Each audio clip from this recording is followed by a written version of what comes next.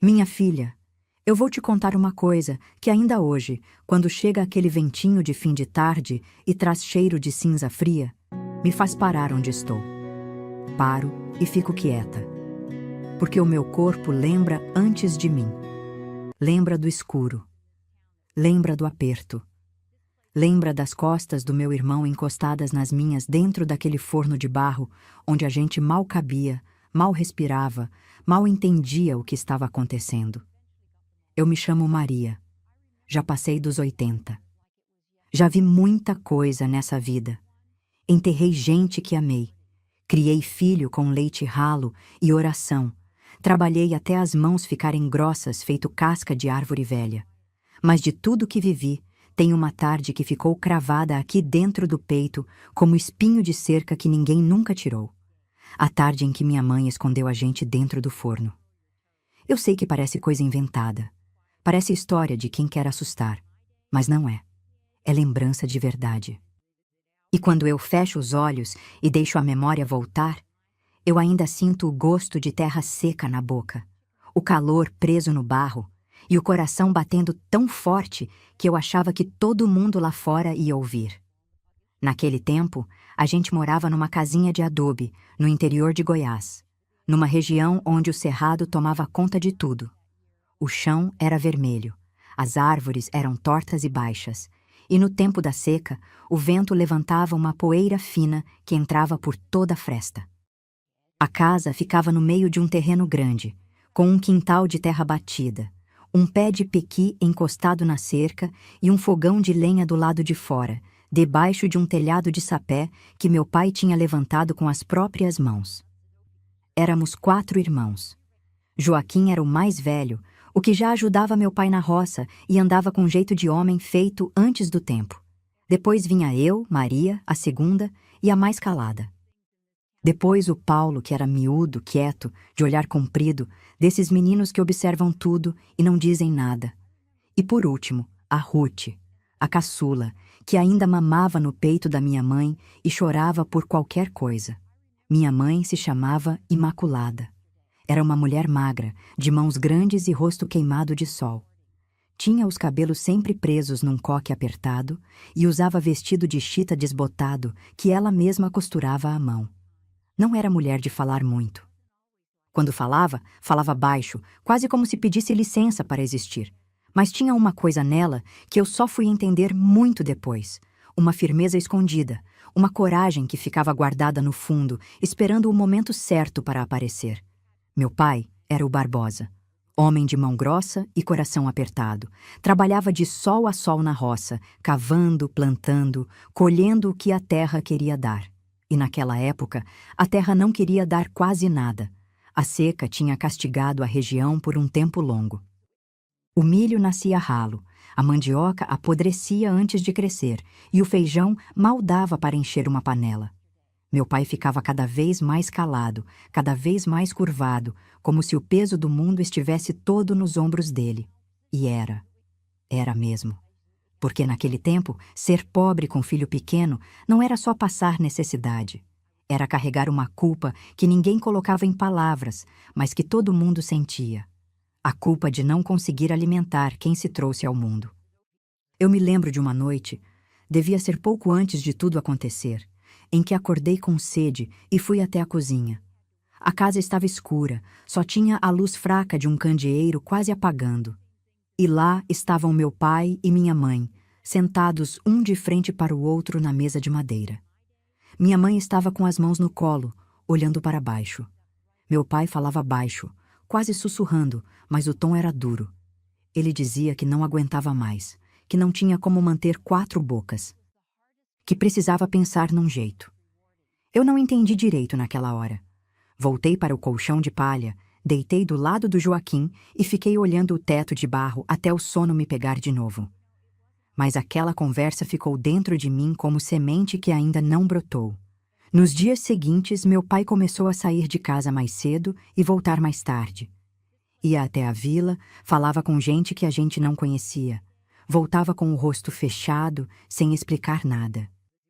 Minha mãe ficava no terreiro, lavando roupa no tanque, cozinhando com o que tinha, amamentando a Ruth debaixo do pé de pequi. Mas eu notava que ela andava diferente. Os olhos não paravam no mesmo lugar. A mão tremia quando mexia a panela. E de noite, quando achava que todo mundo estava dormindo, ela chorava. Eu ouvia. Deitada no meu canto, com o rosto virado para a parede, eu ouvia o choro baixinho dela, abafado no pano do vestido.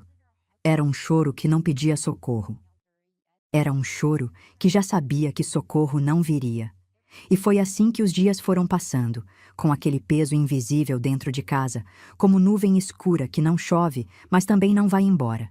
A gente brincava no quintal, corria atrás de galinha, fazia bolinha de barro no terreiro. Mas até a brincadeira tinha um gosto diferente. Como se a gente soubesse, sem ninguém explicar, que alguma coisa estava para mudar. E estava. Porque num certo dia, quando o sol já estava bem alto e o calor rachava a terra do terreiro, meu pai chegou acompanhado. Vinham com ele mulheres que eu nunca tinha visto. Eram diferentes de qualquer pessoa que já tinha aparecido ali. Usavam vestido de tecido bom, sapato fechado, cabelo arrumado.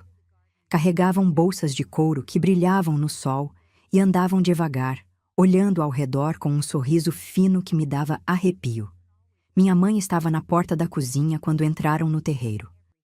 Eu vi o rosto dela mudar. Não foi susto. Foi algo pior. Foi como se ela já soubesse quem era aquela gente e o que tinham vindo fazer. E talvez soubesse mesmo. Meu pai mandou a gente entrar na casa. Falou com voz grossa, sem olhar para ninguém. Aquela gente sentou nas cadeiras que ele trouxe da cozinha e começaram a conversar. Eu fiquei espiando pelo vão da porta, com o coração apertado, sem entender as palavras, mas entendendo tudo pelo tom. Estavam ali para levar alguém. E naquele momento, eu senti pela primeira vez na vida uma coisa que nunca mais esqueci. A sensação de ser olhada como se fosse coisa, não gente. Como se a gente tivesse preço. Como se pudesse ser escolhida, embrulhada e levada embora feito mercadoria de feira. Fica aqui comigo que essa história vai longe. Se você já é da família desse canal, deixa o seu joinha para eu saber que está aí. Se ainda não se inscreveu, aproveita agora. Basta um toque e você nunca mais perde uma história como essa. Para você entender o que aconteceu naquela tarde, eu preciso te contar como era a vida antes. Porque ninguém toma uma decisão dessas do nada.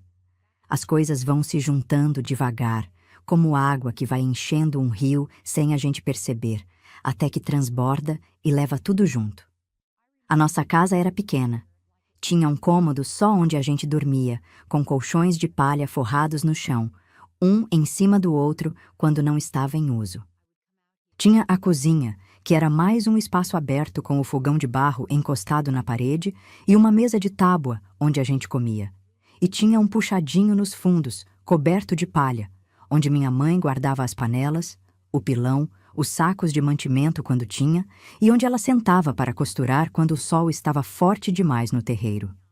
O chão da casa era de terra batida, liso de tanto ser varrido. Minha mãe varria aquele chão todos os dias de manhã cedo, antes mesmo do sol nascer. Eu acordava com o som da vassoura de palha raspando no chão, tec, tec, tec, e sabia que o dia tinha começado. Era o relógio da nossa casa. Não tinha outro.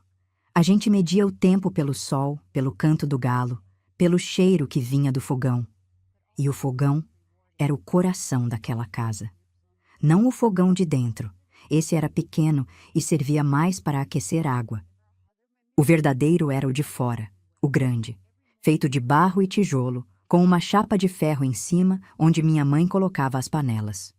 Do lado desse fogão, encostado na parede dos fundos do terreiro, ficava o forno. O forno de barro, redondo, grande, com uma boca larga tampada por uma chapa de ferro pesada. Era ali que minha mãe assava pão nos dias bons, quando tinha farinha suficiente.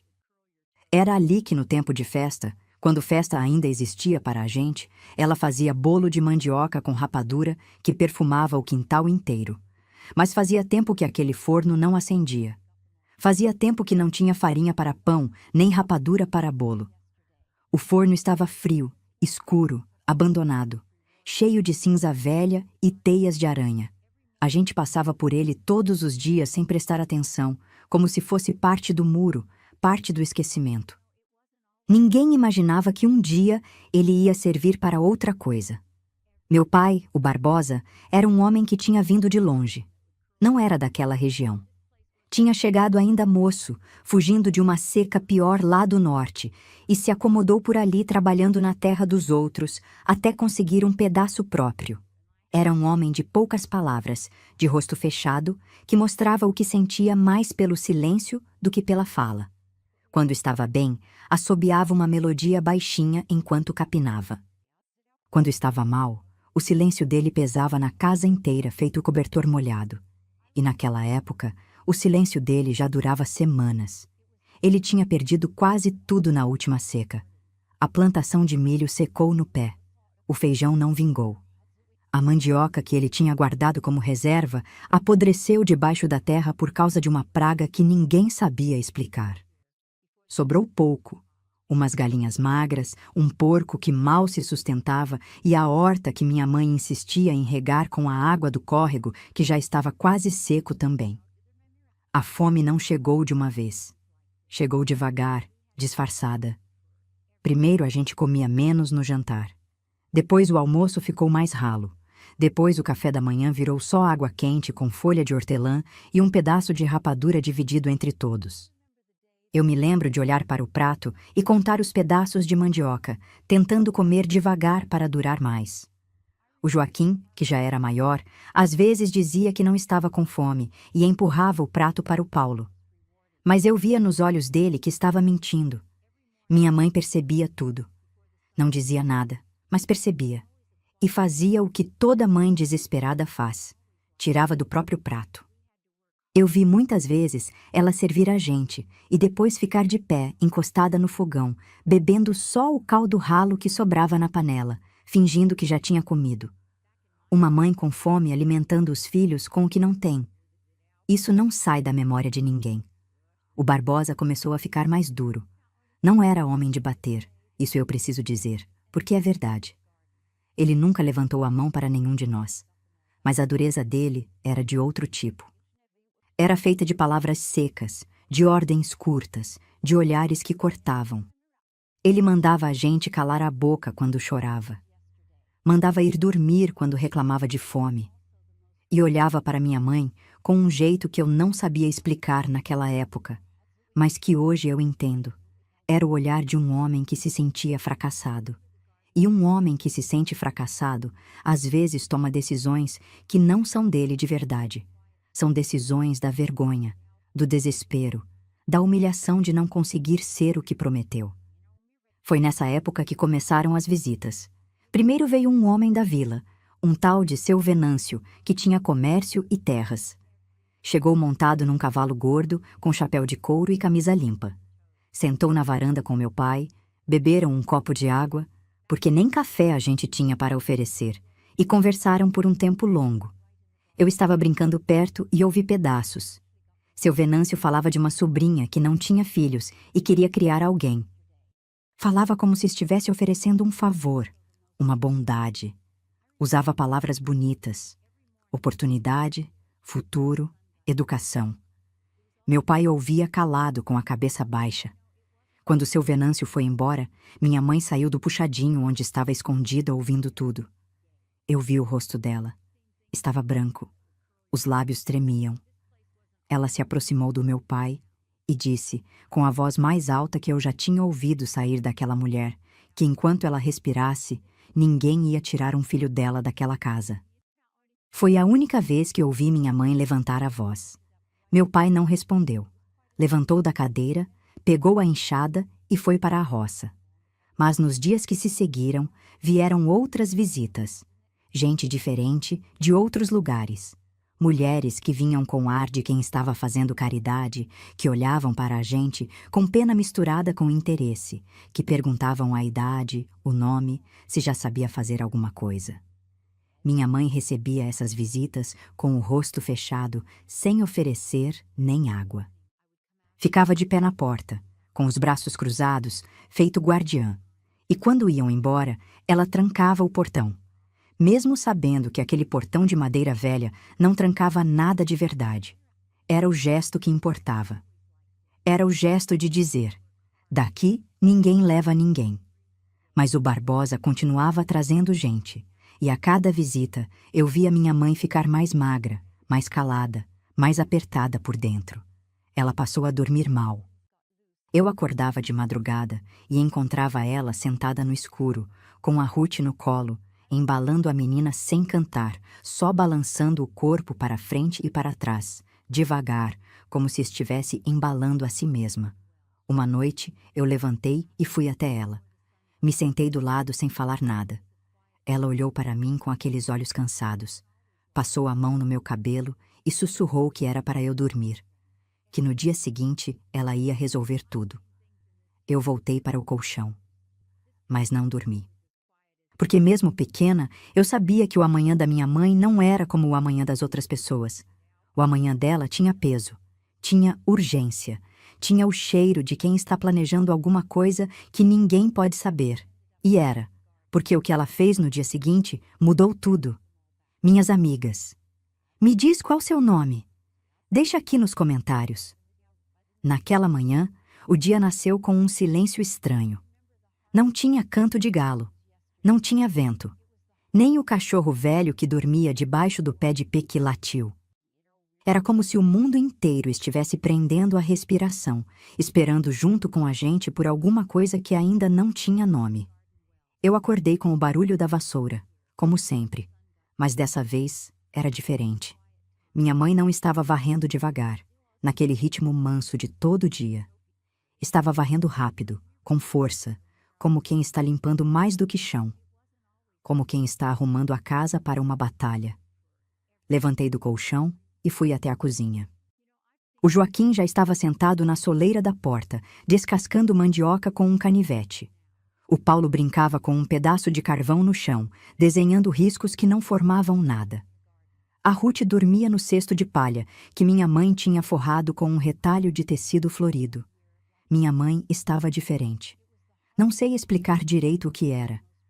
Não era o rosto, que continuava o mesmo, magro, queimado, cansado.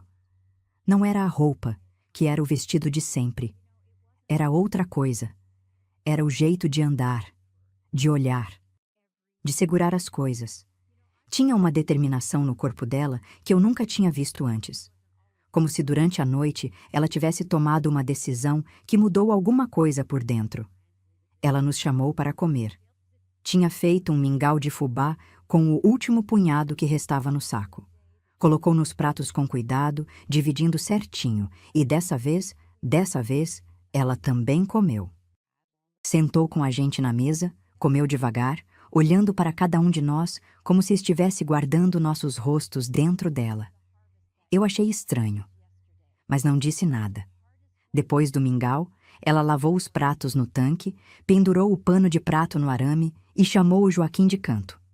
Eu estava perto o suficiente para ouvir, agachada atrás do tanque, fingindo que catava alguma coisa no chão. Ela segurou o braço do Joaquim, falou baixinho, e pelo pouco que eu consegui ouvir, pediu que ele a ajudasse naquele dia. Disse que não importava o que acontecesse, não importava o que ele ouvisse. Precisava que fizesse o que ela mandasse, sem perguntar, sem chorar. O Joaquim olhou para ela com aqueles olhos grandes de menino que já carregava peso de homem.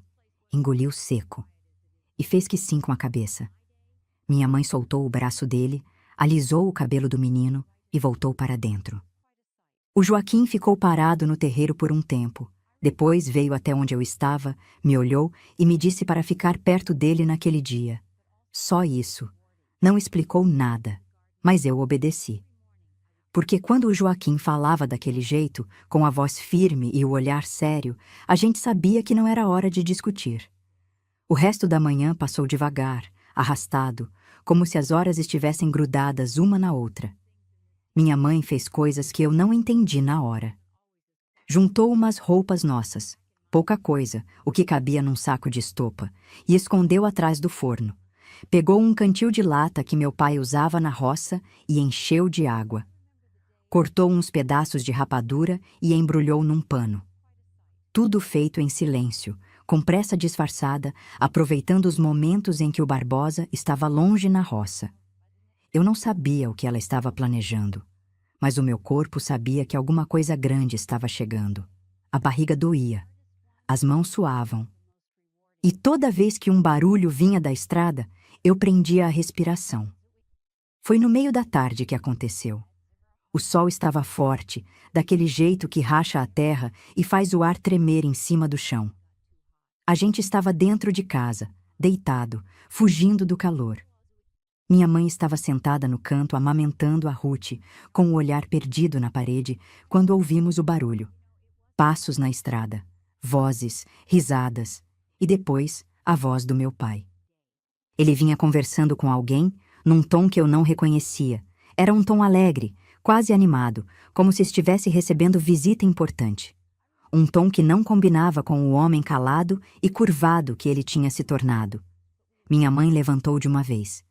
Tirou a Ruth do peito, colocou no cesto e foi até a janela. Espiou por entre as tábuas e eu vi o corpo dela enrijecer. As costas ficaram retas. Os ombros subiram. As mãos se fecharam. Minha mãe, sem tirar os olhos da janela, chamou o Joaquim e mandou que pegasse os irmãos, na hora, sem demora. A voz dela não tremia, não gritava, mas tinha uma coisa naquela voz que me gelou por dentro. Era a voz de uma mulher que tinha chegado no limite, uma mulher que não ia recuar. O Joaquim se levantou num pulo, me pegou pela mão, pegou o Paulo pelo braço e ficou olhando para minha mãe, esperando o próximo comando. Ela virou para a gente, com os olhos secos, duros, sem nenhuma lágrima, e explicou rápido que a gente ia sair pela porta dos fundos, andando devagar até o portão da estrada. Se alguém perguntasse, a gente estava indo na venda comprar querosene. Na venda. Querosene. Mandou a gente não correr e não olhar para trás. Minha mãe pegou a Ruth no colo, ajeitou a menina contra o peito e empurrou a gente pela porta dos fundos. O sol bateu nos nossos olhos e por um instante eu não enxerguei nada, só a claridade branca queimando tudo. Saímos andando pelo terreiro, passando pelo tanque, pelo varal com roupa estendida, pelo pé de pequi que fazia uma sombra redonda no chão. Eu ia de mão dada com o Joaquim, que segurava o Paulo do outro lado. Minha mãe vinha atrás com a Ruth, andando firme, sem olhar para os lados. Quando chegamos perto do portão da estrada, eu ouvi vozes vindas da frente da casa. Eram as vozes das mulheres. Falavam alto, riam, comentavam alguma coisa que eu não conseguia entender.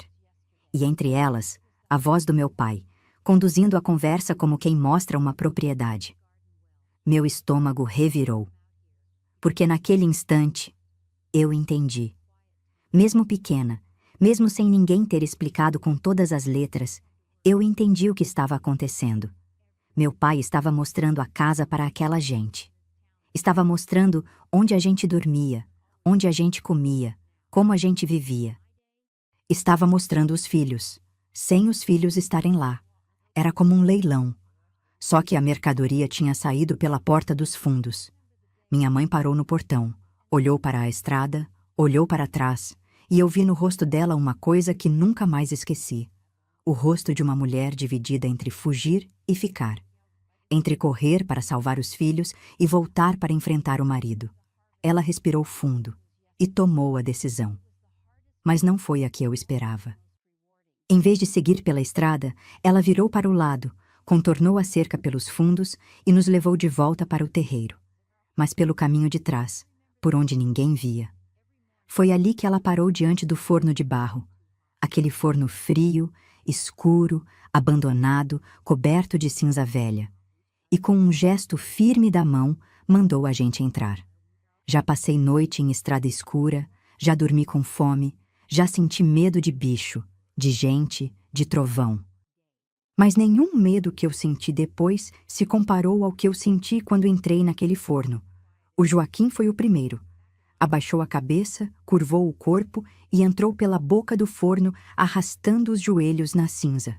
Depois minha mãe empurrou o Paulo, que foi sem resistir, calado como sempre, com aquele jeito dele de aceitar tudo sem perguntar. Eu fui a terceira. Quando me abaixei para entrar, senti o cheiro de uma vez. Cinza velha, barro cozido, fuligem grudada nas paredes. Um cheiro pesado, que entrava pelo nariz e descia até o peito, como se eu estivesse engolindo o passado inteiro daquele forno. Lá dentro era apertado. O chão era irregular, cheio de pedaços de carvão e restos de lenha que nunca tinham sido retirados. As paredes de barro eram ásperas e ainda guardavam uma camada de fuligem escura que sujava a roupa e a pele no primeiro contato. O teto era baixo, curvado, e eu tive que ficar encolhida, com os joelhos dobrados contra o peito e a cabeça inclinada para o lado. O Joaquim se acomodou no fundo, encostado na parede mais distante da entrada. O Paulo ficou no meio, grudado nele.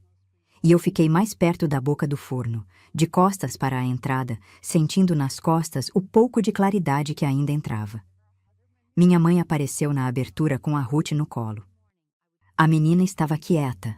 Não sei se por instinto, se por cansaço ou se por alguma coisa que só os pequeninos entendem sem precisar de explicação. Minha mãe colocou a Ruth nos braços do Joaquim com cuidado, ajeitando a cabecinha da menina no ombro dele. Depois, olhou para cada um de nós, um por um, demorando o olhar como quem tira retrato com os olhos. Eu nunca vou esquecer aquele rosto. Não era um rosto de mãe que está triste. Era um rosto de mãe que está pedindo desculpa por uma coisa que ainda não aconteceu. Um rosto que dizia, sem precisar de palavra nenhuma, que aquilo não era o que ela queria, mas era o único jeito que tinha encontrado. Depois ela encostou a tampa de ferro na boca do forno, e o mundo acabou.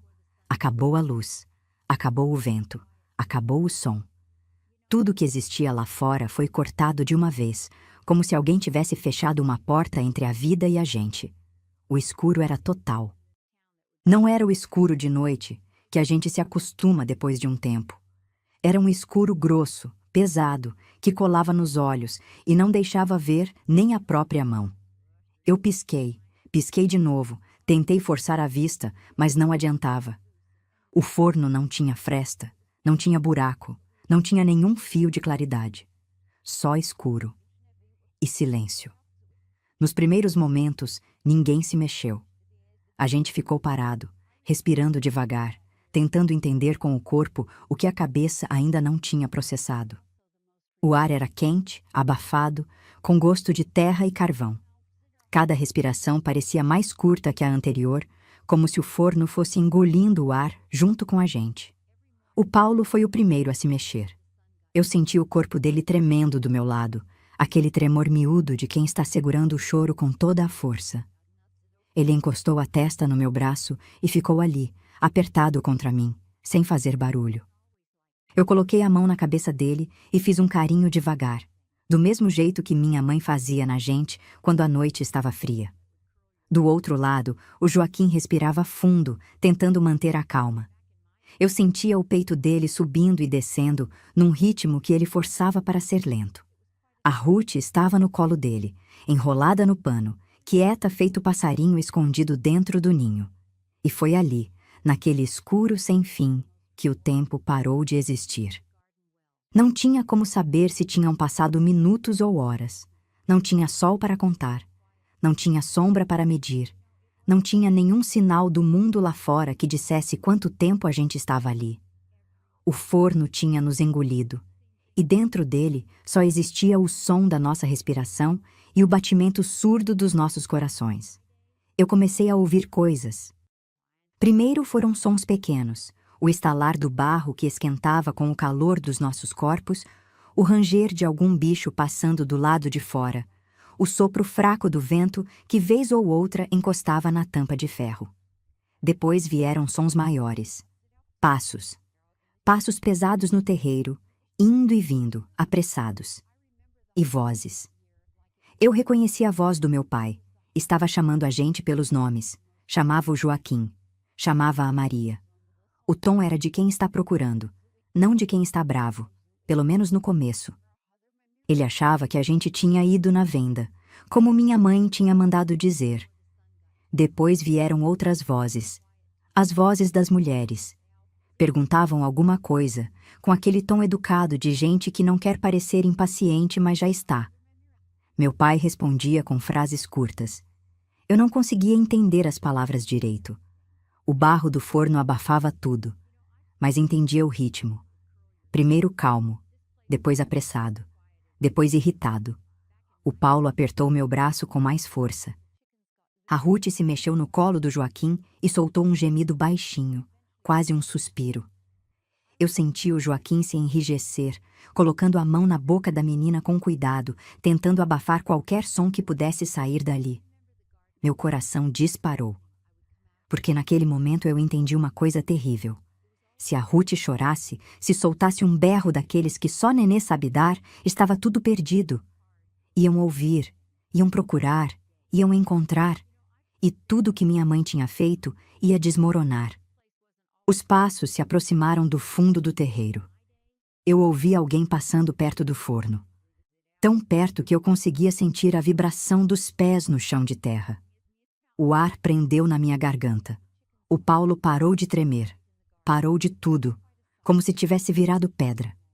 O Joaquim segurava a Ruth contra o peito com as duas mãos, o corpo inteiro tenso, os olhos arregalados no escuro que ninguém via. Os passos pararam. Pararam ali, do lado de fora do forno. A menos de um braço de distância de onde a gente estava escondido.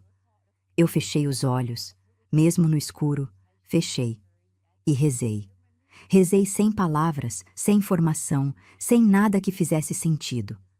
Rezei com o corpo inteiro, pedindo para aquele chão nos engolir, para aquele barro nos proteger, para Deus colocar a mão sobre aquela tampa de ferro e não deixar ninguém abrir. Os segundos duraram uma eternidade. E então, devagar, os passos recomeçaram. Se afastaram. Foram para outro lado. A voz do meu pai surgiu mais distante, chamando de novo, e dessa vez eu ouvi com clareza o que ele dizia para aquela gente. Que os meninos tinham ido na venda e já deviam estar voltando. Que era só esperar. Que ele ia buscar. E depois os passos foram para a estrada. Ficaram distantes. E o terreiro ficou em silêncio de novo. Mas a gente não se mexeu. Não saiu. Não respirou mais fundo. Porque ninguém sabia se era seguro. Ninguém sabia se alguém tinha ficado. E dentro daquele forno, o medo tinha se tornado uma coisa viva, grudada na pele, respirando junto com a gente. A Ruth, como se soubesse de tudo, continuou calada. E o escuro continuou nos abraçando, apertado, sufocante. Mas de um jeito estranho que eu só fui entender muito tempo depois, protetor. Existe um tipo de espera que machuca mais do que qualquer pancada. É a espera de quem não sabe o que vem depois. De quem está preso num lugar sem saída e sem informação, dependendo de outra pessoa para saber se o perigo passou ou se está chegando mais perto. É a espera que come a gente por dentro, devagarzinho, como cupim em madeira velha. Foi esse tipo de espera que a gente viveu dentro daquele forno. Depois que os passos se afastaram e o terreiro ficou em silêncio, eu achei que minha mãe ia voltar logo. Que ia tirar a tampa, deixar a luz entrar, pegar a gente no colo e dizer que estava tudo bem. Mas os minutos foram passando e nada acontecia. O silêncio do lado de fora era tão pesado quanto o silêncio de dentro. E cada segundo que passava sem a voz dela, sem o barulho da tampa sendo arrastada, era um segundo a mais de angústia que ia se empilhando dentro de mim feito pedra, em cima de pedra. O calor piorou. Com 4 corpos apertados naquele espaço fechado, o ar foi ficando denso, grudento, quase impossível de respirar.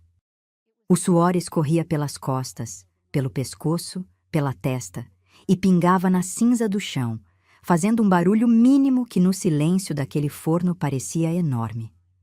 A roupa colava no corpo, o cabelo colava no rosto, e a pele onde encostava na pele do outro ficava escorregadia e quente. O Paulo começou a respirar mais rápido. Eu sentia o peito dele subindo e descendo contra o meu braço num ritmo que ia acelerando. Ele estava com medo. O tipo de medo que aperta a garganta e faz a respiração virar uma coisa difícil, como se o ar tivesse que passar por um caminho estreito demais.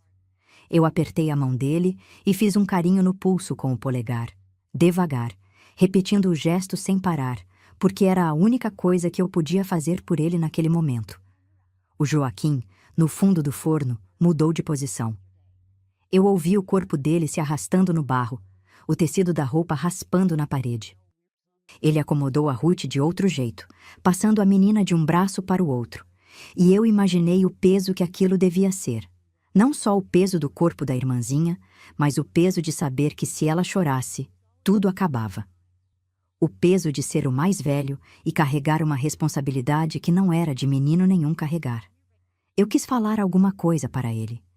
Quis dizer que ia ficar tudo bem, que a mamãe ia voltar, que a gente ia sair dali, mas não consegui. Porque eu mesma não sabia se era verdade. E mentir no escuro parecia uma coisa ainda pior do que ficar em silêncio. Então fiquei quieta, e o tempo continuou passando sem a gente sentir. Num certo momento, não sei quanto tempo depois, eu comecei a ouvir sons de novo. Mas não eram passos no terreiro. Eram sons que vinham de mais longe, da estrada, vozes misturadas, homens e mulheres falando ao mesmo tempo, num tom que ia e voltava como onda.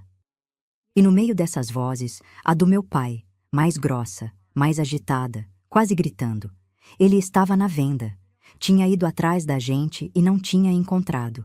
Eu senti o corpo gelar mesmo dentro daquele calor todo, porque naquele instante eu entendi que o plano da minha mãe tinha um risco enorme. Se meu pai voltasse da venda sem encontrar a gente, a primeira coisa que ia fazer era procurar em cada canto daquela propriedade. No paiol, no galinheiro, debaixo da casa, atrás do tanque e no forno. O forno ficava ali, no terreiro dos fundos, à vista de qualquer pessoa que andasse pelo quintal. Não era esconderijo nenhum.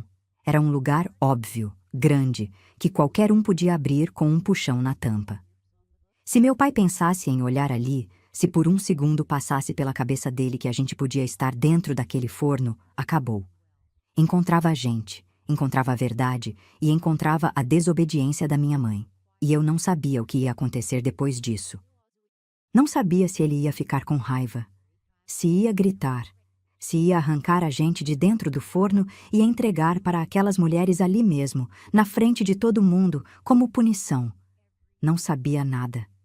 E essa não saber era o pior de tudo. As vozes na estrada ficaram mais altas. Eu ouvi o que parecia ser uma discussão. Gente falando por cima de gente, tons que subiam e desciam, uma confusão de sons que chegava abafada pelo barro, mas que mesmo assim me fazia apertar os dentes e fechar os punhos. A Ruth se mexeu. Soltou um gemido. Baixinho, quase nada, mas dentro daquele forno soou como um trovão. O Joaquim reagiu na mesma hora. Eu senti o movimento dele, o braço envolvendo a menina mais apertado, o corpo se curvando sobre ela como um escudo. E por alguma graça que eu não sei explicar, a menina se aquietou de novo, enfiou o rosto no peito do irmão e ficou ali, parada, como se o coração dele fosse o único lugar seguro do mundo. E talvez fosse. A discussão na estrada foi diminuindo. As vozes foram ficando mais baixas, mais espaçadas, e depois veio um som que me fez prender a respiração de novo. Passos voltando. Passos na terra da estrada, se aproximando da casa, entrando pelo portão.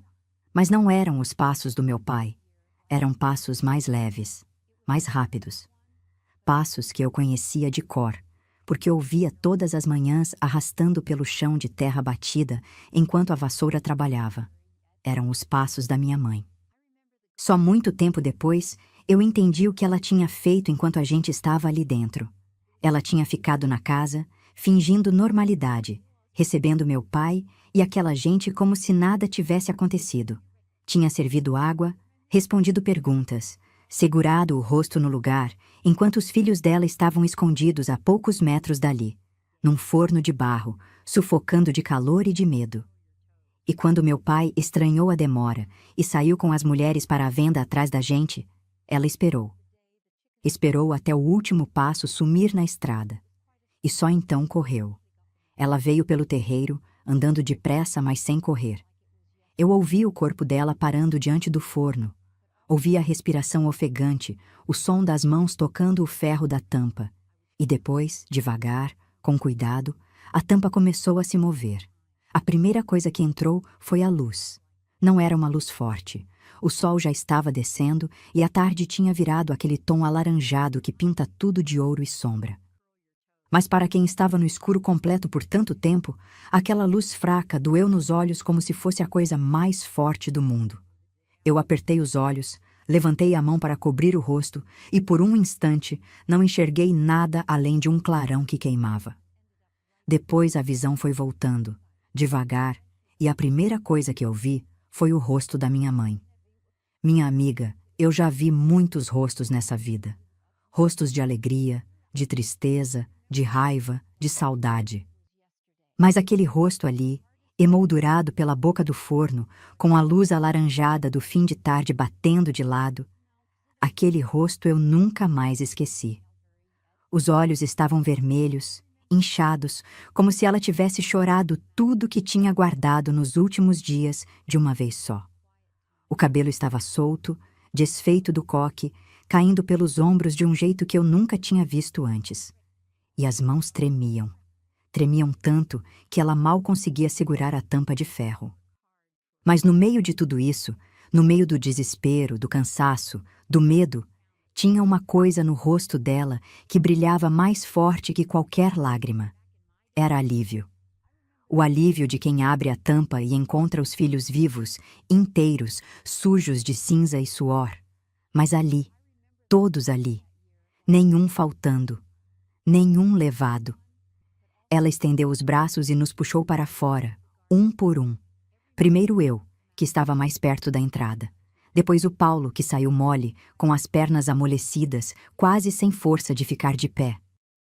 E por último o Joaquim, que saiu devagar, segurando a Ruth contra o peito com os 2 braços, o rosto dele coberto de fuligem e suor, os olhos brilhando no escuro feito brasa viva. Quando todos estávamos fora, minha mãe se agachou no chão do terreiro e nos abraçou. Todos juntos, de uma vez. Um abraço apertado, desesperado, que misturava cheiro de cinza com cheiro de suor, cheiro de medo com cheiro de mãe. Ela não chorou. Não naquele momento. Segurou tudo dentro dela, engoliu o choro, porque ainda não era hora de desmoronar. Ainda tinha coisa para fazer. E o que ela fez em seguida mostrou que aquela mulher já tinha pensado em tudo. Tem momentos na vida que dividem tudo em 2, o antes e o depois, e a gente só reconhece esses momentos muito tempo depois, quando olha para trás e percebe que ali, naquele instante exato, o caminho mudou para sempre. Para mim, esse momento foi quando minha mãe nos puxou do chão do terreiro, limpou a cinza do rosto do Joaquim com a barra do vestido, ajeitou a Ruth no colo e olhou para a estrada com aqueles olhos vermelhos que já tinham chorado tudo o que podiam chorar. O quintal estava vazio, a casa em silêncio. As cadeiras que meu pai tinha trazido para as visitas ainda estavam no terreiro da frente, jogadas de qualquer jeito. O portão da frente estava aberto e, pela posição do sol, que já começava a descer atrás do cerrado, eu calculei que a gente tinha ficado dentro do forno por um tempo longo. O suficiente para o meu pai e aquela gente terem ido até a venda atrás de nós, e talvez até mais longe. Minha mãe sabia disso. Sabia que tinha uma janela de tempo, pequena, incerta, frágil como asa de borboleta, para agir antes que meu pai voltasse. E ela não ia desperdiçar um segundo. Foi até o forno, enfiou o braço por trás dele e puxou o saco de estopa que tinha escondido de manhã cedo. Dentro tinha a trouxinha de roupa, o cantil de água, os pedaços de rapadura embrulhados no pano. Jogou o saco nas costas, acomodou a Ruth no outro braço e fez um sinal com a cabeça para a gente seguir. Não fomos pelo portão da frente, não fomos pela estrada principal. Minha mãe nos levou pelos fundos do terreno, por um caminho estreito que passava entre a cerca de arame e um matagal de arbustos secos que arranhavam os braços e as pernas. O chão era pedregoso, cheio de tocos de raiz e buracos de tatu, e a gente andava descalço, sentindo cada pedra, cada espinho, cada grão de terra quente debaixo dos pés. O Joaquim ia na frente, abrindo caminho, quebrando os galhos mais baixos para a gente passar. Eu ia atrás dele, segurando a mão do Paulo, que tropeçava a cada 3 passos, porque as pernas dele eram curtas e o terreno era difícil. Minha mãe vinha por último, com a Ruth e o saco, olhando para trás a cada poucos metros, o ouvido atento a qualquer som que viesse da direção da casa. Andamos assim por um tempo que pareceu longo, contornando o terreno por trás até sair numa trilha de terra que levava para uma estrada secundária. Não era a estrada da venda, era outra, mais estreita, menos usada, cheia de mato crescendo nas laterais. Uma estrada que ia para o lado oposto, para longe da vila, para longe de tudo que a gente conhecia. Quando pisamos naquela estrada, minha mãe parou. Ficou parada ali, com os pés na terra vermelha, olhando para os 2 lados como quem está diante de uma encruzilhada que não tem placa. O vento soprou e levantou a poeira fina do cerrado, e por um instante eu vi o rosto dela recortado contra aquele céu de fim de tarde, com as nuvens pintadas de laranja e dourado atrás, e pensei que ela parecia a pessoa mais sozinha do mundo. Porque era. Naquele momento, ela era. Uma mulher sozinha com 4 filhos pequenos, sem dinheiro, sem destino, sem ninguém esperando. Fugindo do próprio marido numa estrada que ela não sabia aonde levava. Carregando nas costas um saco de estopa com meia dúzia de roupas surradas, um cantil com água e uns pedaços de rapadura. Era tudo o que ela tinha. Era tudo o que nós tínhamos. Eu olhei para ela e senti uma coisa que me acompanhou pela vida inteira. Uma mistura de medo e admiração tão grande que apertava o peito. Medo porque eu não sabia o que ia acontecer. Admiração porque eu via naquela mulher magra, descabelada, de vestido sujo de cinza, uma força que eu não entendia de onde vinha. Uma força que não era dos braços nem das pernas. Era de outro lugar. De um lugar fundo, onde as mães guardam aquilo que só aparece quando os filhos precisam. Minha mãe olhou para a estrada mais uma vez, respirou fundo e começou a andar. A gente seguiu. Andamos em silêncio. Ninguém falava, ninguém reclamava, ninguém perguntava para onde ia.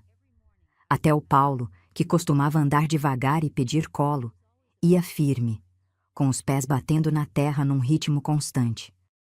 O Joaquim mantinha a mesma posição, na frente, vigilante, com os olhos varrendo a estrada como se fosse um soldado protegendo sua tropa.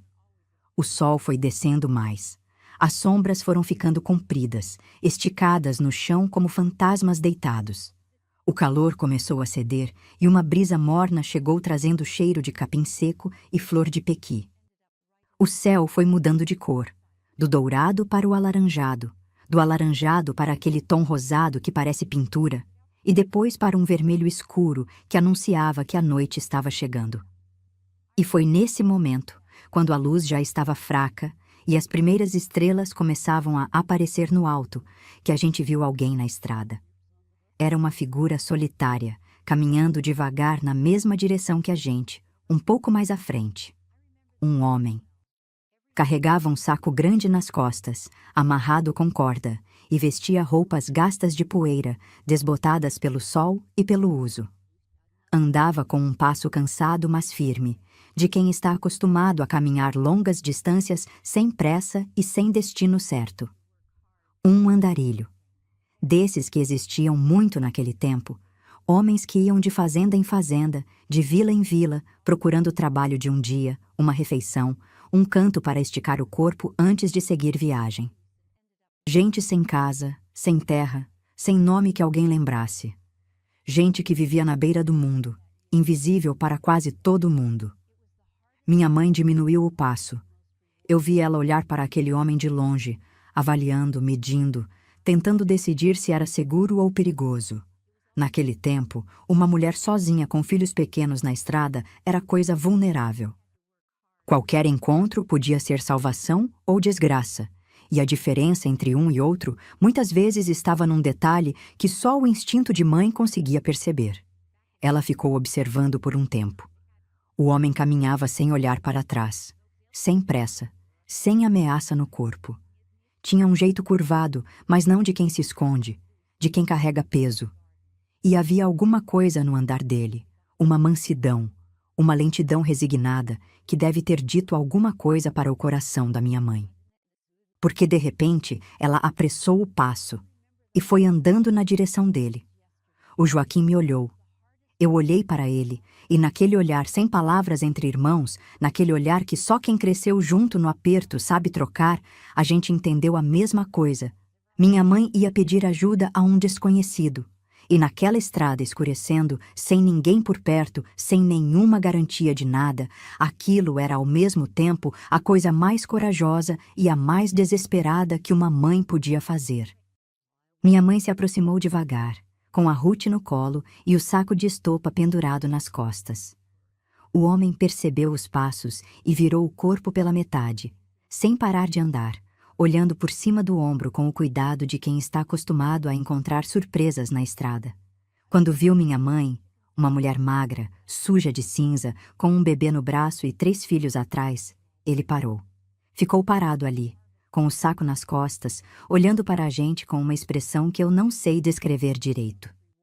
Não era pena, não era medo, não era desconfiança. Era mais uma espécie de reconhecimento, como se ele soubesse, só de olhar, o que estava acontecendo. Como se já tivesse visto aquilo antes. Uma mãe fugindo com os filhos, sem rumo, sem nada, carregando só o que cabia nos braços. Minha mãe chegou perto dele e começou a falar. Eu estava uns passos atrás, segurando a mão do Paulo, e não conseguia ouvir tudo. Mas vi os gestos. Vi minha mãe apontar para trás, na direção de onde a gente tinha vindo. Vi ela passar a mão no rosto, limpando algo. Suor ou lágrima, não sei. Vi ela abaixar a cabeça num gesto que até hoje me dói lembrar, porque era o gesto de quem está pedindo ajuda sabendo que não tem nada para oferecer em troca. O homem ouviu sem interromper. Ficou parado, com o corpo apoiado no saco, a cabeça levemente inclinada, como quem presta atenção de verdade. Quando minha mãe terminou, ele ficou em silêncio por um tempo. Olhou para ela. Olhou para nós. Olhou para a estrada que se perdia no escuro do cerrado. E então fez um gesto simples. Levantou o braço, apontou na direção que estava caminhando e começou a andar de novo, devagar, no mesmo passo de antes, mas dessa vez olhando para trás de vez em quando, esperando a gente acompanhar. Minha mãe não hesitou. Ajeitou a Ruth no colo, jogou o saco nas costas e seguiu. A gente foi atrás, em fila, como patinhos, seguindo a mãe que seguia um desconhecido numa estrada escurecendo. E foi assim que a nossa fuga ganhou um guia. A noite caiu depressa. No cerrado, quando o sol vai embora, a escuridão chega rápido, como cortina pesada que alguém puxa de uma vez.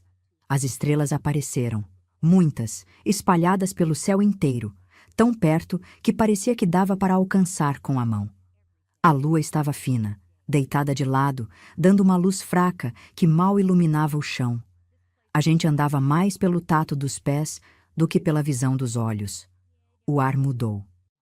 Ficou fresco, quase frio, e trouxe cheiro de terra molhada, de mato, de alguma fruta silvestre que eu não sabia o nome, mas que tinha um perfume doce e triste ao mesmo tempo.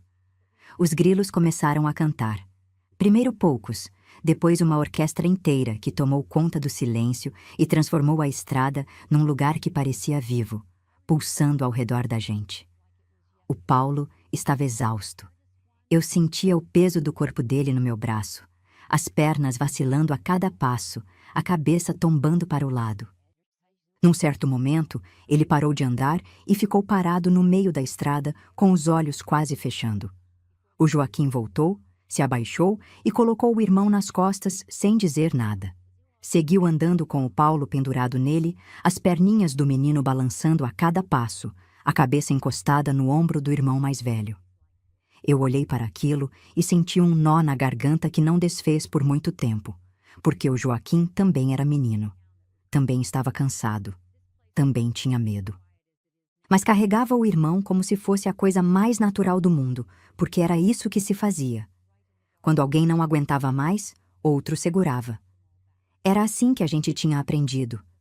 Era assim que minha mãe tinha nos ensinado, sem nunca ter usado palavra nenhuma para isso.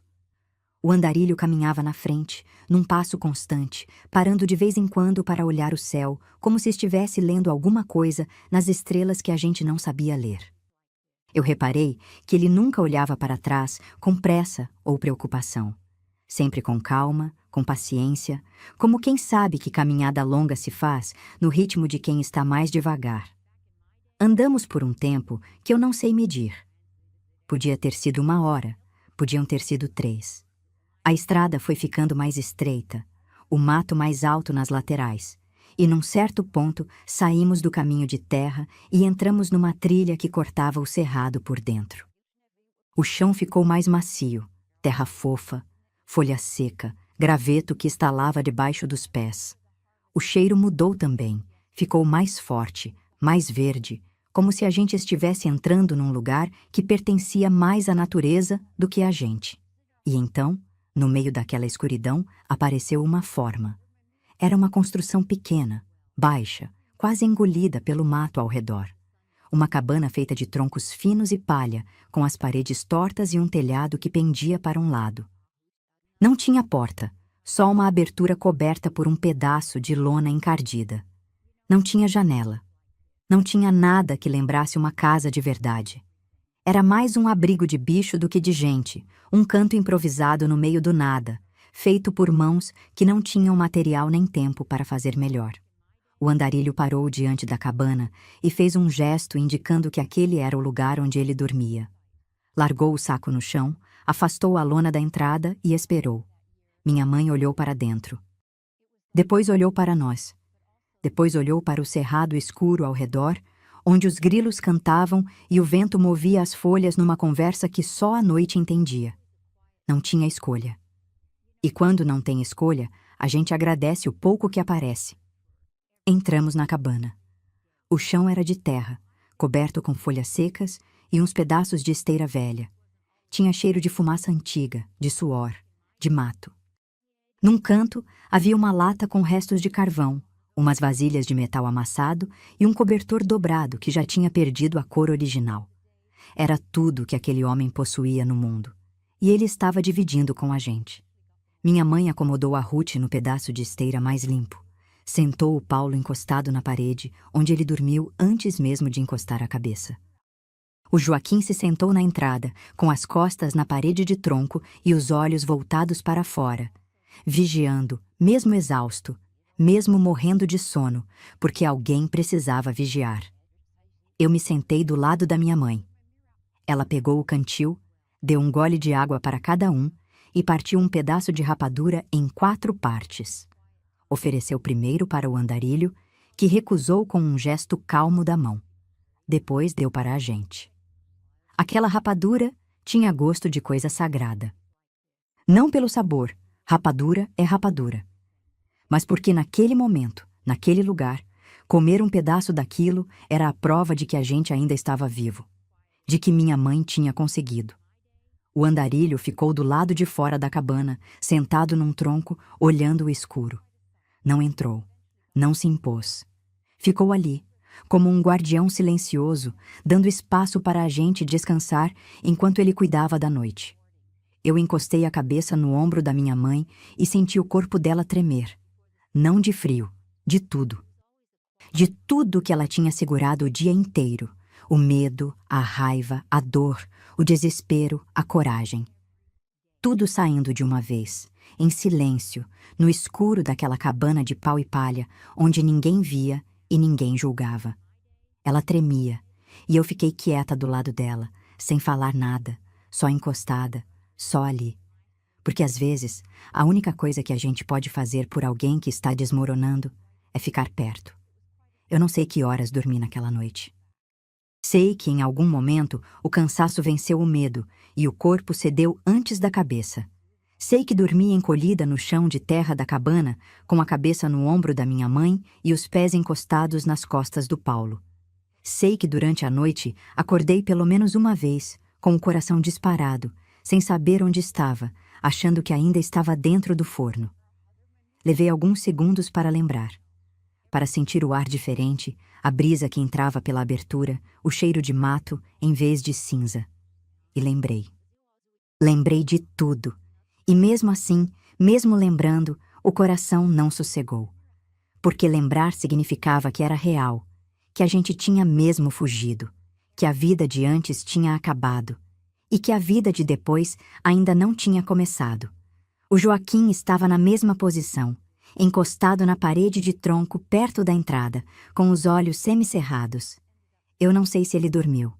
Acho que não. Acho que ficou a noite inteira ali, vigiando com aquele senso de responsabilidade que ele carregava nos ombros desde cedo demais. A Ruth dormia enrolada no pano, quieta, com o polegar na boca, e o Paulo estava esticado no chão de qualquer jeito, com a boca aberta e a respiração pesada de quem dormiu fundo pela primeira vez em dias. Minha mãe não estava dentro da cabana. Eu levantei devagar, com o corpo dolorido, sentindo cada músculo reclamar da noite no chão duro. Fui até a abertura e olhei para fora. O céu estava mudando. Aquele tom cinzento que vem antes do sol, quando o mundo ainda não decidiu se vai ser dia ou se vai continuar noite. O ar era frio, úmido, e tinha cheiro de orvalho, de folha molhada, de terra que respirou durante a madrugada. Minha mãe estava sentada num tronco caído, uns passos adiante da cabana, com as costas curvadas e as mãos no rosto. Estava sozinha. O andarilho não estava por perto. O saco dele tinha sumido. A lona que cobria a entrada da cabana era a única coisa que indicava que ele tinha existido ali. Por um instante, eu achei que ele tinha ido embora no meio da noite, que tinha nos deixado ali e seguido viagem, como fazem os andarilhos, sem aviso, sem despedida, sem rastro. Mas quando olhei melhor, vi que perto do tronco onde minha mãe estava sentada, havia uma vasilha de lata com água limpa e ao lado umas frutas do cerrado, pequi maduro, mangaba e uns coquinhos de palmeira, colocados sobre uma folha larga, com o cuidado de quem arruma uma mesa para a visita. Ele tinha saído cedo para buscar aquilo. Tinha ido antes do sol nascer, vasculhado o cerrado, catado o que a terra oferecia naquela época e deixado ali para a gente comer. Sem pedir nada. Sem acordar ninguém. Sem esperar agradecimento. Minha mãe levantou o rosto quando me ouviu. Os olhos estavam inchados, o rosto marcado de noite mal dormida, mas tinha uma coisa diferente no jeito dela naquela manhã. A tremedeira da noite anterior tinha passado. No lugar dela tinha chegado uma calma estranha, pesada, de quem já chorou tudo o que podia e agora só tem espaço para decidir o que vem depois. Ela me fez sinal para sentar do lado. Eu sentei. Ficamos as duas ali, olhando o céu clarear, ouvindo os pássaros do cerrado começarem a cantar. Primeiro um, depois outro, depois tantos que viraram uma música inteira. O mundo ao redor da cabana era bonito, de um jeito selvagem e despreocupado. As árvores tortas do cerrado estavam cobertas de orvalho, brilhando na primeira luz como se tivessem sido salpicadas de vidro moído. Uma borboleta de asas amarelas passou flutuando pelo ar e pousou numa flor roxa que eu não sabia o nome. Era bonito. Mas a beleza doía, porque aquela beleza toda não era nossa. A gente estava de passagem, fugindo, sem chão, sem teto, sem saber o que ia ser do amanhã. O andarilho voltou pouco depois. Eu o vi surgir da trilha entre os arbustos, com o saco nas costas e o mesmo passo cansado e firme de sempre. Trazia mais alguma coisa na mão, uns gravetos secos e um punhado de folhas. Sem cerimônia, sem olhar para ninguém, ele se agachou perto de uma clareira, arrumou os gravetos, acendeu fogo com um isqueiro de pedra e colocou a vasilha de lata em cima para esquentar a água. Fez um chá, com folhas que catou do mato. Eu não sabia que folhas eram, mas o cheiro era amargo e forte, parecido com boldo, desses que limpam o corpo e acalmam o estômago. Serviu primeiro para minha mãe, que aceitou com as duas mãos, segurando a vasilha quente contra o peito como se fosse a coisa mais preciosa do mundo. Depois, serviu para nós. A gente bebeu devagar, sentindo o líquido quente descer e aquecer por dentro, trazendo uma sensação de conforto que eu não esperava encontrar num lugar como aquele. Comemos as frutas. A mangaba era doce, mole, com um caldo que escorria pelo queixo. O pequi tinha aquele gosto forte que arde na língua se a gente morde errado, e a minha mãe nos ensinou a chupar devagar, passando a polpa nos dentes da frente sem cravar. Os coquinhos eram duros, mas o Joaquim quebrava com uma pedra e tirava a castanhinha de dentro, que era oleosa e gostosa, com sabor de mato e sol.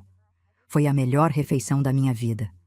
Não pela comida, que era pouca e simples, mas pelo que significava. Significava que alguém tinha cuidado da gente. Que no meio daquela estrada sem fim, naquele pedaço esquecido de mundo, tinha aparecido um homem que não nos conhecia de lugar nenhum e mesmo assim tinha dividido o que não tinha. Depois que comemos, minha mãe se aproximou do andarilho. Eu vi ela falar com ele, gesticulando, apontando para uma direção. Ele ouviu, pensou e fez que sim com a cabeça. Depois apontou para outra direção, mais à frente, e fez um gesto com a mão que parecia indicar distância. Talvez uma vila, uma estrada maior, algum lugar onde a gente pudesse encontrar ajuda. Minha mãe voltou para perto da gente e começou a arrumar as coisas. Dobrou o pano onde a Ruth dormia, guardou o cantil, ajeitou o saco nas costas. Seus movimentos eram rápidos, decididos, como os de uma mulher que já sabe o próximo passo e não quer perder tempo. Quando estávamos prontos para sair, o andarilho se levantou do tronco e caminhou até a entrada da trilha. Ficou parado ali, de costas para a gente, olhando a estrada como se estivesse verificando se era seguro seguir. Depois virou, olhou para minha mãe e fez um último gesto, um aceno leve com a mão, quase imperceptível, como quem diz que podia ir, que o caminho estava livre. E minha mãe, antes de sair, fez uma coisa que me marcou para sempre. Ela colocou a Ruth nos braços do Joaquim, se aproximou do andarilho e segurou as mãos dele entre as suas. Ficou assim por alguns segundos, em silêncio, com a cabeça baixa, segurando as mãos daquele desconhecido com a mesma reverência com que se segura a mão de um santo. Depois soltou. Deu um passo para trás e saiu andando pela trilha com a gente atrás. O andarilho ficou ali, parado, vendo a gente ir embora. Eu olhei para trás uma vez. Só uma. E vi a figura dele recortada contra a luz da manhã que nascia atrás dos arbustos.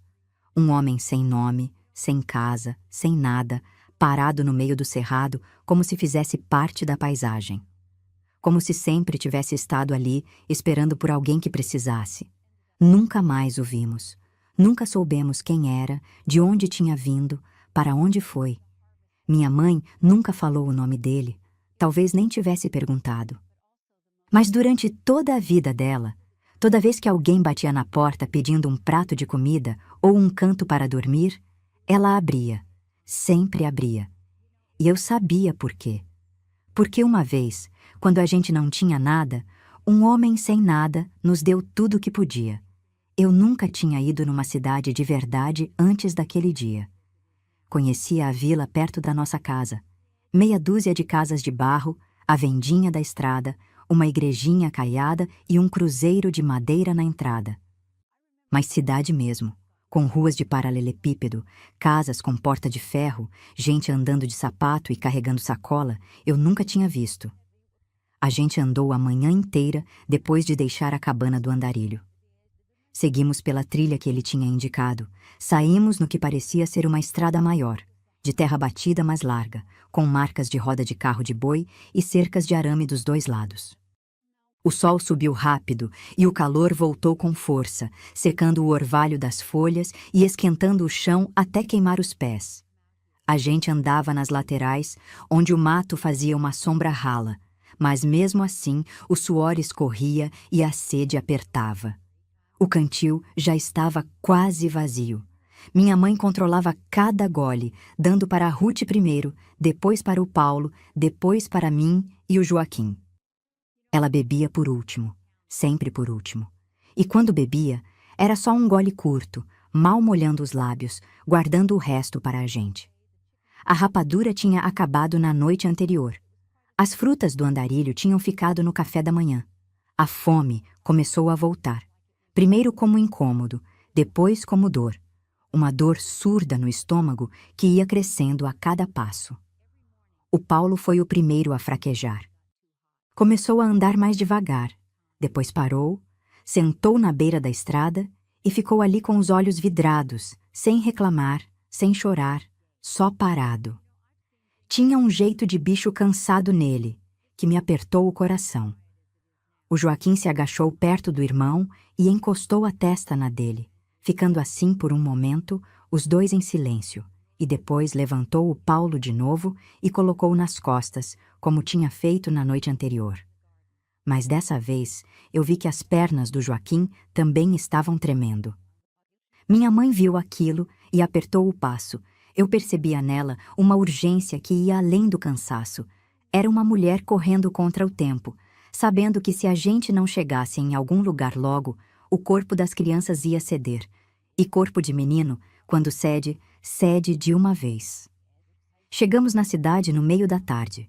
Eu lembro da sensação de pisar no paralelepípedo pela primeira vez. Era liso, quente, diferente de tudo que os meus pés conheciam.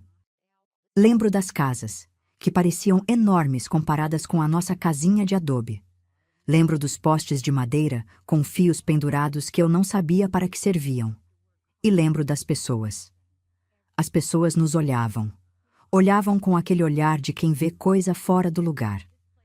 Uma mulher suja, descabelada, com um bebê no colo e 3 filhos maltrapilhos, descalços, cobertos de poeira vermelha, andando no meio da rua com um saco de estopa nas costas. Ninguém parou. Ninguém perguntou se a gente precisava de alguma coisa. As pessoas desviavam, apressavam o passo, olhavam para o outro lado.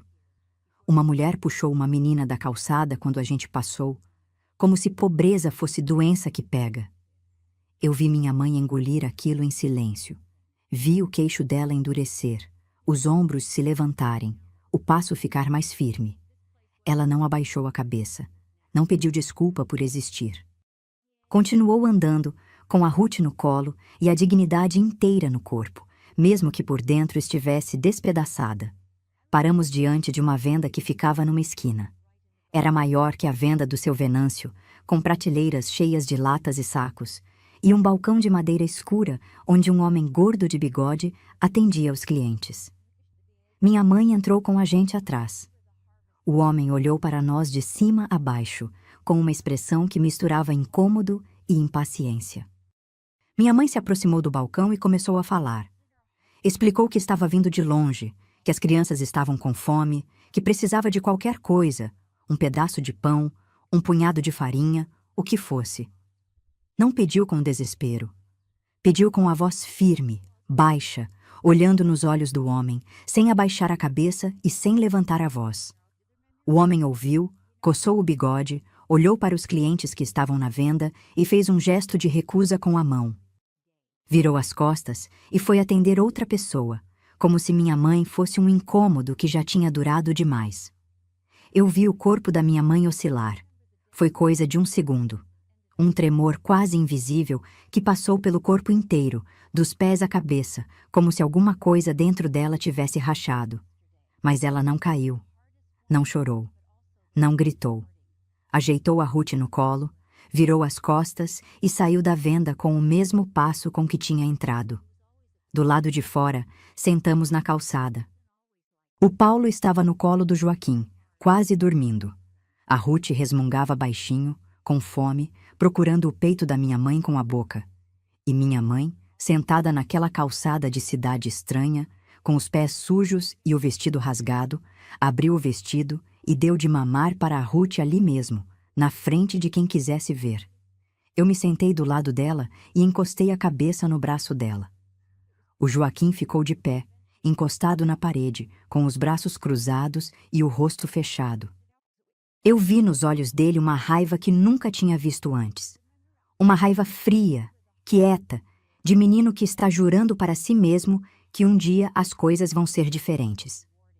Ficamos ali por um tempo que eu não sei medir. O sol começou a descer e as sombras das casas foram se esticando pela rua. A gente estava num ponto onde o cansaço e a fome já tinham passado da dor e virado uma dormência, um vazio que tomava conta do corpo e da cabeça. Foi quando uma mulher apareceu. Não veio da venda. Veio de uma casa que ficava do outro lado da rua. Uma casa simples, de reboco descascado e portão de ferro velho com um vaso de samambaia pendurado na varanda. A mulher era baixa, gordinha, de cabelo grisalho preso num lenço florido. Tinha avental amarrado na cintura e cheirava a sabão de barra e tempero de cozinha. Ela atravessou a rua devagar, olhando para a gente com uma expressão que eu nunca esqueci. Não era pena, não era curiosidade, era reconhecimento. O reconhecimento de quem já esteve do mesmo lado da calçada, de quem já sentiu o mesmo chão duro debaixo do corpo, de quem sabe o que significa estar sentada com filhos com fome num lugar onde ninguém te conhece. Ela se agachou perto da minha mãe e tocou no ombro dela com a mão, um toque leve, cuidadoso, como quem toca em coisa delicada. Minha mãe levantou os olhos e olhou para aquela mulher. E naquele cruzar de olhares, aconteceu uma coisa que não precisa de palavra nenhuma para explicar. Duas mães se reconheceram. A mulher fez sinal para a gente levantar e ir com ela. Minha mãe hesitou por um segundo, só um, e depois levantou. Pegou a Ruth, pegou o saco e seguimos aquela desconhecida até a casa do outro lado da rua. Entramos pela porta e o cheiro que veio de dentro me fez perder o fôlego. Cheiro de arroz cozinhando, de feijão grosso borbulhando na panela, de cebola dourada no óleo quente, de farinha torrada, de casa, cheiro de casa. Aquele cheiro que entra pelo nariz e vai direto no peito, onde mora a saudade de tudo que a gente perdeu. E ali, naquela cozinha de mulher desconhecida, sentados no chão porque não tinha cadeira para todos, comemos. Comemos arroz com feijão e farinha. Comemos com as mãos, com pressa, com lágrimas escorrendo pelo rosto sem que ninguém tentasse esconder. Comemos até o prato ficar limpo e o corpo finalmente parar de doer. A mulher ficou de pé, encostada no fogão, olhando a gente comer, sem dizer nada, só com aquele sorriso manso de quem sabe que às vezes a melhor oração é um prato de comida quente. Eu acredito que Deus não manda socorro do jeito que a gente espera. A gente espera anjo de asa branca, luz do céu, voz grossa, anunciando que tudo vai ficar bem. Mas na minha experiência, o socorro de Deus vem de chinelo, com avental sujo de gordura e cheiro de cebola na mão. Vem na forma de gente comum que abre a porta da cozinha e coloca um prato na mesa sem fazer discurso. Aquela mulher, que a gente ficou sabendo se chamava Dona Gilda, foi o socorro que Deus mandou para minha mãe naquele dia. Depois que a gente comeu, Dona Gilda acomodou a gente na varanda dos fundos da casa dela. Estendeu uns panos no chão, trouxe uma bacia de água morna com folha de eucalipto e mandou minha mãe lavar os pés das crianças. Tinha um cuidado nela que ia além da caridade comum. Era um cuidado de quem já sabe o que é precisar e, por isso, não faz a outra pessoa se sentir menor por estar precisando. Enquanto minha mãe lavava os pés do Paulo, que estavam cheios de arranhões e bolhas da caminhada, Dona Gilda sentou num banquinho de madeira e ficou observando. Não perguntou nada de imediato. Não forçou conversa. Deixou minha mãe cuidar dos filhos primeiro, porque entendia que uma mãe naquela situação precisa sentir que ainda é mãe antes de conseguir ser qualquer outra coisa. Só quando a gente estava lavado, acomodado e quieto, é que Dona Gilda se aproximou da minha mãe e sentou do lado dela. As duas ficaram ali, na varanda, com o barulho dos grilos começando a cantar no quintal e a luz do fim de tarde entrando de lado, pintando tudo de cor de mel. Minha mãe começou a contar. Eu estava deitada perto, fingindo dormir, mas ouvindo cada palavra. Ela contou sobre o Barbosa, sobre a seca, sobre as visitas das mulheres que vinham escolher os filhos. Contou sobre o forno, sobre a fuga, sobre o andarilho. A voz dela era baixa, controlada, como um fio esticado que podia arrebentar a qualquer momento, mas que ela segurava com toda a força que ainda tinha. Dona Gilda ouviu tudo sem interromper. Quando minha mãe terminou, ficou em silêncio por um tempo, mexendo nas pontas do avental, olhando para o quintal, onde um pé de goiaba fazia sombra escura no chão. Depois, perguntou se minha mãe tinha família em algum lugar.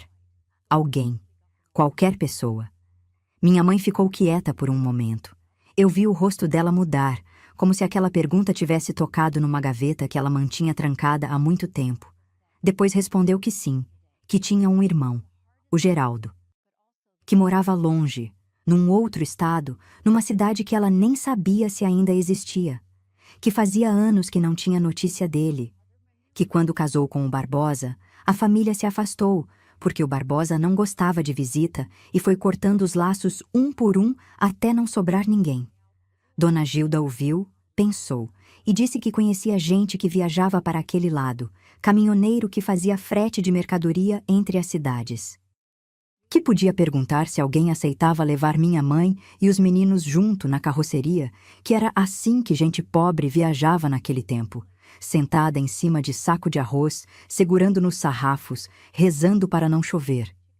Minha mãe aceitou antes mesmo de Dona Gilda terminar de explicar. Não tinha orgulho para recusar. Não tinha alternativa para escolher. Tinha só 4 filhos que precisavam de um teto e um lugar onde ninguém viesse bater na porta para levar nenhum deles. Ficamos na casa de Dona Gilda. Dias que eu guardo na memória como se fossem feitos de outro material. Um material mais leve, mais macio, diferente de tudo que veio antes e de muita coisa que veio depois. Naqueles dias, a gente dormiu debaixo de teto, comeu comida quente, tomou banho de bacia com sabão de verdade, daquele que faz espuma grossa e cheira a limpeza. Dona Gilda deu roupas para a gente. Roupas usadas, de filhos e netos que já tinham crescido, mas que para nós pareciam novas, porque não tinham buraco nem remendo.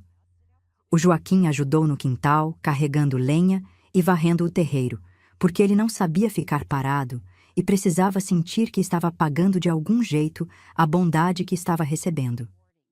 O Paulo ficou no canto da varanda o tempo inteiro, sentado, olhando para o nada, com aquele silêncio que já não era só de menino quieto. Era de menino que estava digerindo uma coisa grande demais para o tamanho dele. E a Ruth floresceu. Aquele bebezinho que tinha ficado calado dentro de um forno, que tinha aguentado uma noite numa cabana de pau e uma caminhada que adulto reclamaria, naqueles 2 dias na casa de Dona Gilda, voltou a sorrir. Voltou a balbuciar, a pegar nos dedos de quem estendia a mão, a rir daquele jeito que só Nenê ri, sem motivo, sem maldade, só porque o mundo de repente ficou bom de novo. No 3º dia de manhã, Dona Gilda apareceu na varanda com uma notícia. Tinha encontrado um homem, um caminhoneiro que ia fazer viagem longa e aceitava levar a gente junto na carroceria. Ia sair naquela mesma tarde, da Praça Central. Minha mãe juntou nossas coisas, que agora eram um pouco mais do que quando chegamos, porque Dona Gilda tinha colocado dentro do saco uns pacotes de bolacha, uma garrafa de água, uma tira de carne seca e um vidrinho de remédio para dor de barriga, caso alguém passasse mal na viagem. Quando chegou a hora de ir, minha mãe e Dona Gilda ficaram paradas uma diante da outra na porta da casa. Nenhuma disse nada por um tempo. Eu vi o queixo da minha mãe tremer. Vi os olhos dela encherem de água. E vi Dona Gilda dar um passo à frente e abraçar minha mãe com aquela força de mulher que já viveu e sabe que, às vezes, o abraço é a única coisa que sobra quando as palavras não dão conta. Minha mãe segurou naquele abraço como quem segura numa corda que impede de cair no abismo. Segurou com o corpo inteiro, apertado, sem vergonha, sem pressa. E quando soltou, limpou o rosto com a mão, pegou a Ruth, ajeitou o saco nas costas e saiu andando pela rua sem olhar para trás. Porque se olhasse, não ia conseguir ir. O caminhão era velho, barulhento, com a carroceria de madeira coberta por uma lona surrada.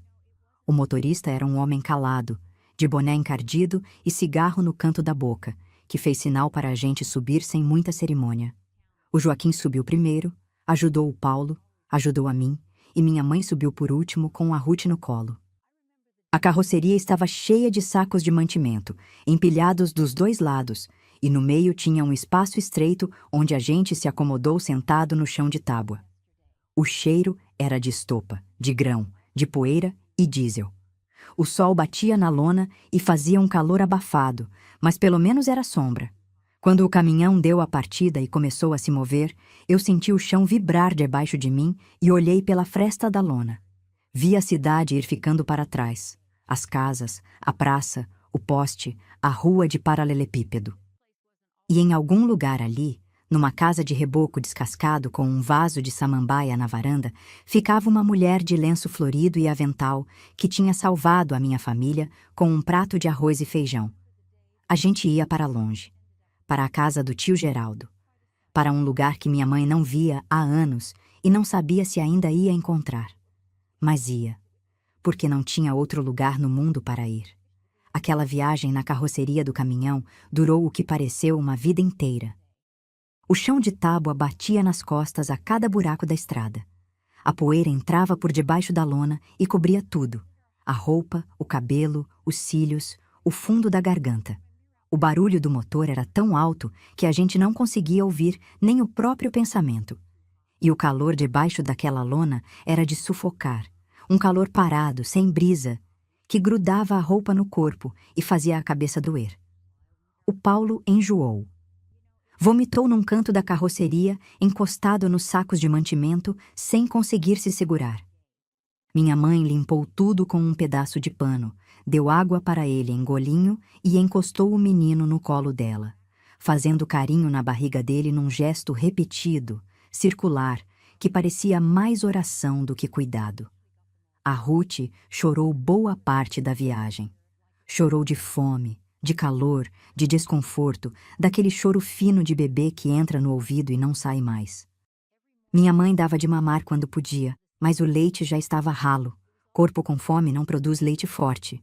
E a menina largava o peito insatisfeita, resmungando, procurando alguma coisa que não encontrava.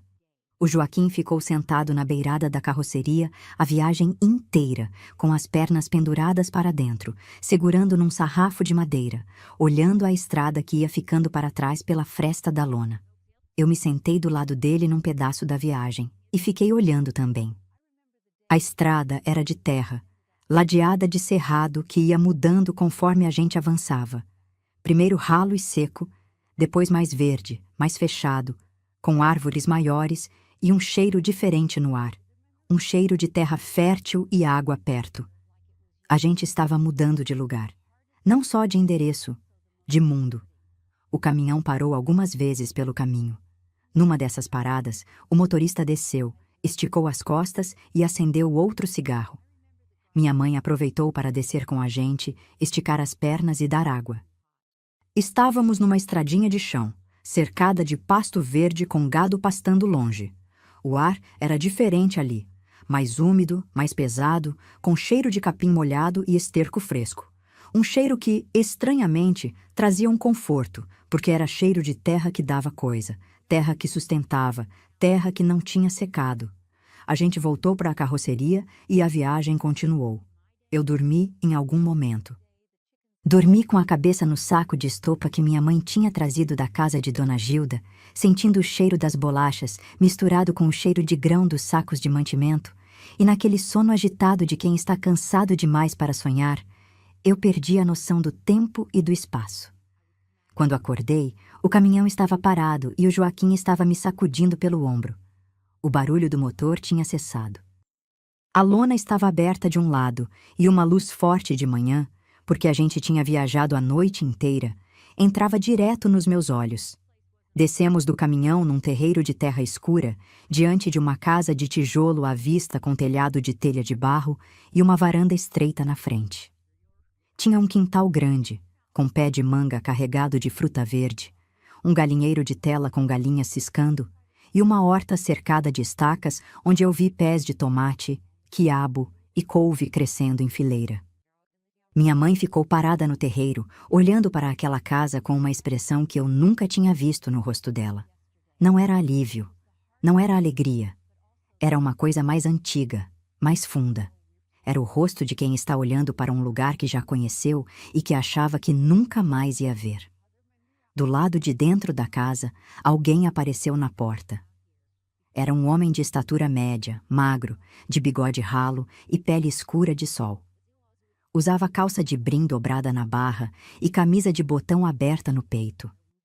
Ficou parado na porta, olhando para a gente com os olhos apertados contra a claridade, tentando entender o que estava vendo. E então ele reconheceu. Eu vi o momento exato em que aconteceu. Os olhos dele se arregalaram. A boca abriu. O corpo deu um passo para frente, depois outro, e de repente ele estava andando depressa pelo terreiro, quase correndo na direção da minha mãe.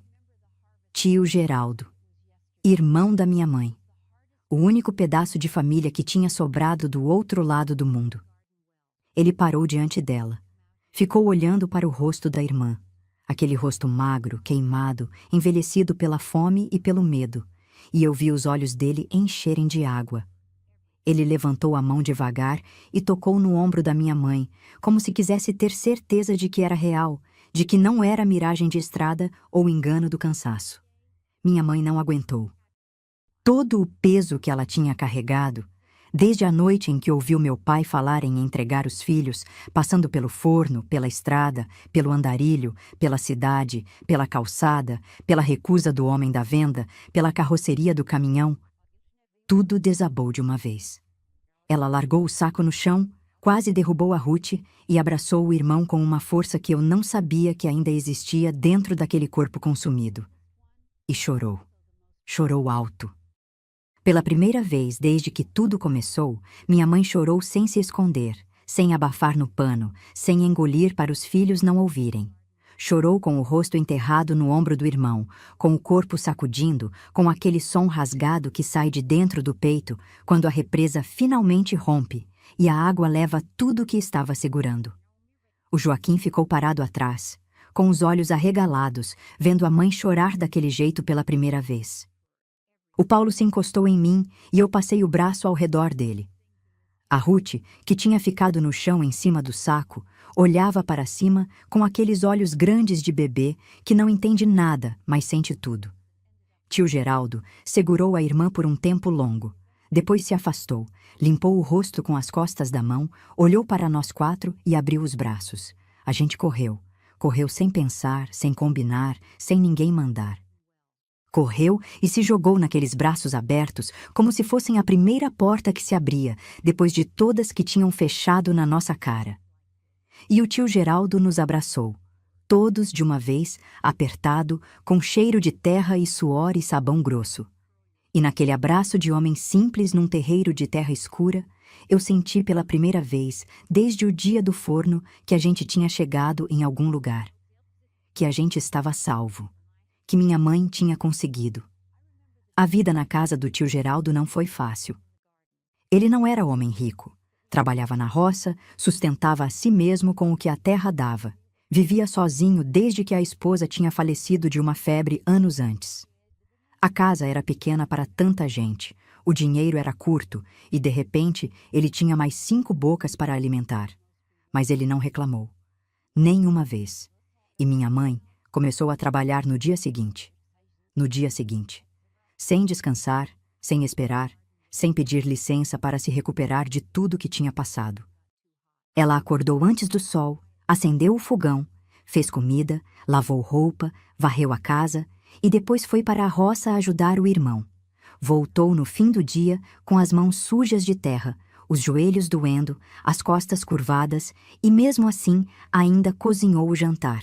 Deu banho nas crianças e arrumou a casa antes de se deitar. E no dia seguinte, fez tudo de novo. E no outro. E no outro. Minha mãe nunca mais falou sobre o forno. Nunca mais falou sobre a fuga, sobre o andarilho, sobre a estrada. Era como se ela tivesse trancado tudo aquilo num cômodo escuro dentro dela e jogado a chave fora.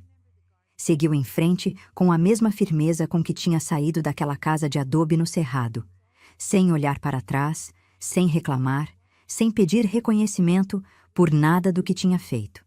E fez muito. Fez mais do que qualquer pessoa deveria ter que fazer. Na casa do tio Geraldo, ela se tornou tudo ao mesmo tempo.